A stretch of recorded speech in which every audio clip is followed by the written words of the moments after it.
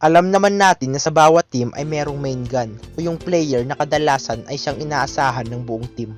Sila yung mga players na madalas gumagawa ng pinakamaraming puntos at siguradong sa kanila mapupunta ang bola pag crucial situation, gaya ng last seconds ng laro. Dahil sa husay nila sa loob ng court, sila ang tinatawag na ace player. Kaya sa video na ito, i-rate ko ang 1 to 8 na ace players sa Slam Dunk.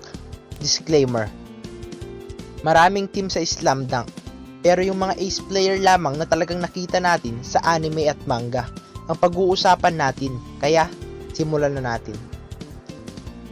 Pang-8, Dai Moroboshi ng Aiwa Academy. Kahit na wala siyang exposure sa anime at konti lang sa manga, sinali ko na rin sa listahan si Dai Moroboshi. Bakit?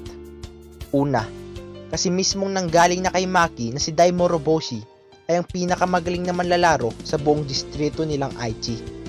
Dito nga'y dinodomina lang niya ang buong distrito at siya ang tinatawag nilang Star of Aichi. O ang ibig sabihin ay ang pinakamahusay na manlalaro sa buong distrito. Sayang lang at hindi tayo binigyan ni Takehiko Inoue ng pagkakataon na mapanood ang galawan ng point guard na ito. Baka malay mo, pwede natin siyang ilagay sa top 3 natin. At bakit ko nasabi na may pagkakataon na malagay siya sa top 3? Simple lang, dahil binuhat niya ang buong Aiwa patungo sa championship ng Inter High. At dito nga'y makakaharap nila ang Dai High School. Pang-7, Atsushi Toshiya ng Dai Academy. Marahil karamihan sa inyo ay hindi kilala ang ace player na ito. Kasi naman hindi siya pinalabas sa anime at sa manga lang siya nakita. At limited time lang ang kanyang exposure. Ngunit dito ay masasabing isa sa pinakamalakas na player dahil pinangunahan niya ang kanyang team sa pagkakampyon laban sa team ng Toyotama na sadyang napakalakas naman na kinabibilangan nila Minami, Kishimoto at Itakura. At kahit pa alam naman natin na sa distrito ng Osaka, ang top leading scorer ay ang Big 3 ng Toyotama na si Minami, Itakura at Kishimoto. Ngunit nagawa niya pa ring manalo laban sa mga ito. At sa Inter High nga, pinangunahan niya ang kanyang team na makapasok sa championship laban sa Aiwa Academy.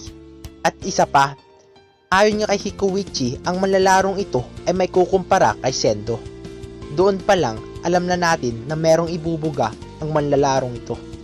Pang-6, si Tsuyoshi Minami. Si Tsuyoshi is Killer Minami, ang top leading scorer ng buong distrito nilang Osaka. Si Minami at buong Toyotama nga ang unang nagpahirap sa ating mga bida na Shoku laban sa unang round pa lang sa Inter High. Ang laro ng taong ito ay maitutulad kay Kaide Rukawa at Sawakita kasi kayang-kaya niyang gumawa ng puntos sa labas o sa loob. Naging top leading scorer nga ang ace player na ito dahil sa kanyang deadly 3 points na muntik tumalo sa Shoku. Naisaulo nga niya ang turo ng kanyang coach Kitano na run and gun technique kung saan nagpo-focus lang siya sa opensa. Kung baga, 80% sa opensa, 20% lang sa depensa. Kahit magaling pa ito, linagay lang natin siya sa pang-6 na pwesto dahil siya si Ace Killer Minami na may motto na sirain ang ace ng kalaban para manalo sa laro, na kung saan nahahantong na ang kanyang laro sa karahasan. Dito nga'y nakita natin kung paano niya siniko si Rukawa at humantong sa pagkawala ng malay nito.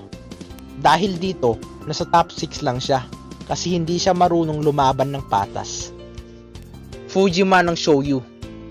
Kenji Fujima, ang ace player at coach ng Shoyu. Dito pa lang masasabi na natin na si Fujima ay isang napakatalinong tao. Sige, imaginein mo, ikaw ang coach na bumabasa sa laro ng kalaban. At the same time, ikaw yung top leading scorer as a point guard. O diba, napakataas ng basketball IQ ng taong ito. Bukod kay Maki, siya ang leading point guard sa buong Kanagawa. At sa 2 huling taon, siya ang naging candidate bilang MVP sa buong Kanagawa. At ayon pa kay Minami, si Fujima nga raw ay walang takot na mag-absorb ng contact. At alam naman natin na totoo lahat ng yan. Dahil sa laban ng Shohoku at Shoyu, dito niya pinakita ang tunay na laro ng isang Kenji Fujima. Nakalmado lang at pinag-aaralan ang estratehiya ng kalaban. Ang kanyang huri ng gameplay ay may tutulad natin kay Chris Paul na napakagulang at hindi mo maiisaan sa loob ng court. Dito nga'y pinakita niya sa atin kung gaano nga ba kaimportante ang kumpiyansa sa laro. At dapat huwag kang magpapalamon ng takot, kundi mawawala ang iyong laro. At dagdag lang sa sinabi ni Minami nung nakaraang nakaharap nila ang Toyotama sa Inter-High, na si Fujima ay may kaparehong tapang at kumpiyansa na tulad kay Rukawa, na sa pagiging point guard nga ay ibang klase ang decision making na ginagawa niya. Halos lahat ng nagiging desisyon niya sa loob ng court ay tumatama. Kaya naman para sa akin deserve niya ang spot na to. Kaide Rukawa ng Shohoku. Marahil nagtataka ka kung bakit nasa pang-apat lang si Rukawa. Ito ang kasagutan. Alam naman natin na kahit first year pa lang si Rukawa ay gumawa na siya ng ingay sa buong Kanagawa dahil sa kanyang uri ng laro na sa ibang level na.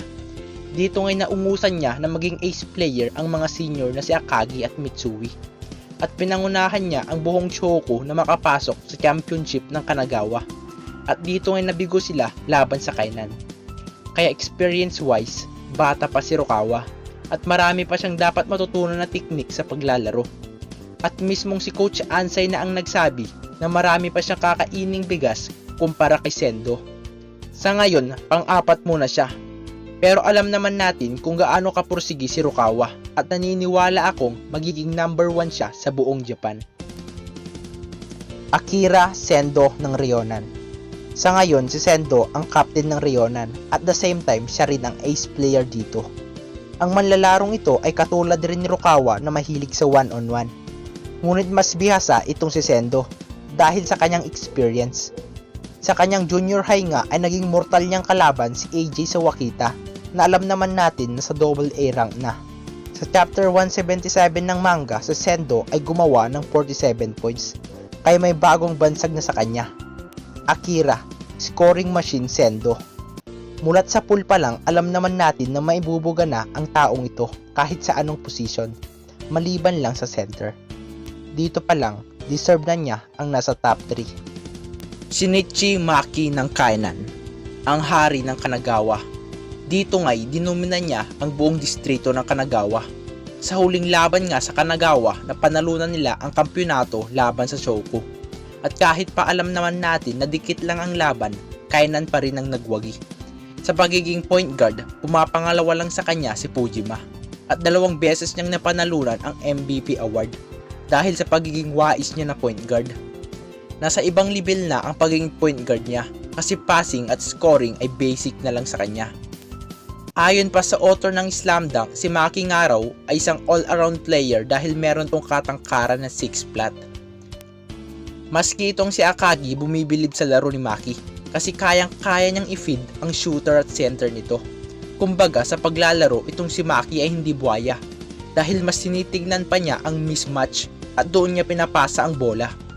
Sa ganyang uri ng laro, mas lalong sumikat ang Kainan at si Maki. Hindi lang sa Kanagawa kundi pati sa buong Inter-High. Sa magulang nga na paglalaro ni Maki at sinamahan pa ng bilis ni Kiyota, gumawa sila ng kasaysayan noong tinalo nila sa second round ang powerhouse team na Umamiya sa score na 49-104 pabor sa Kainan. Ang nanguna sa ating listahan ay walang iba kundi ang ace player ng number 1 team sa Japan, 3 times champion sa Inter-High na Sano. Walang iba kundi si AJ Sawakita. Ayon nga sa maraming statistics na si AJ Sawakita ay ang best all-around player hindi lamang sa distrito nila, kundi sa buong Japan. Ang hilig ng taong ito ay one-on-one strat, tulad kina Sendo at Rukawa. Ngunit ang manlalarong ito ay lubos na mas magulang at mas nalubhasa dito. Sa laban nga ng Sano at Shohoku, sinalin siya ni Rukawa ng one-on-one. Ngunit pinatunayan ni Sawakita na mas magaling siya, kaya nagbago na lang ng estratehiya si Rukawa dahil naramdaman niya ang husay ni Sawakita sa depensa. Sa kakayahan niya at tulong ni Minoru, Masashi at Fukatsu, pinagharian nila ang buong Japan sa loob ng 3 taon. At itong si Sawakita ay unti-unting nakilala dahil sa pagbuhat niya sa buong Sano. Maski si Maki ng Kainan ay walang nagawa noong minama siya ni Sawakita at tinambakan ng Kainan ng 30 points. Although hindi sila nagtagumpay na pagharian ng Japan sa loob ng 4 na taon kasi tinalo sila ng Shohoku sa nakaraang Inter-High, deserve pa rin ni Sawakita ang unang pwesto dahil sa kanyang pinakitang kakaibang laro. At yan ang aking sariling ranking sa mga ace player ng bawat kupunan. At kung ikaw naman na hindi sumasang-ayon, libre ang comment section para sa inyong sariling ranking. God bless and thank you.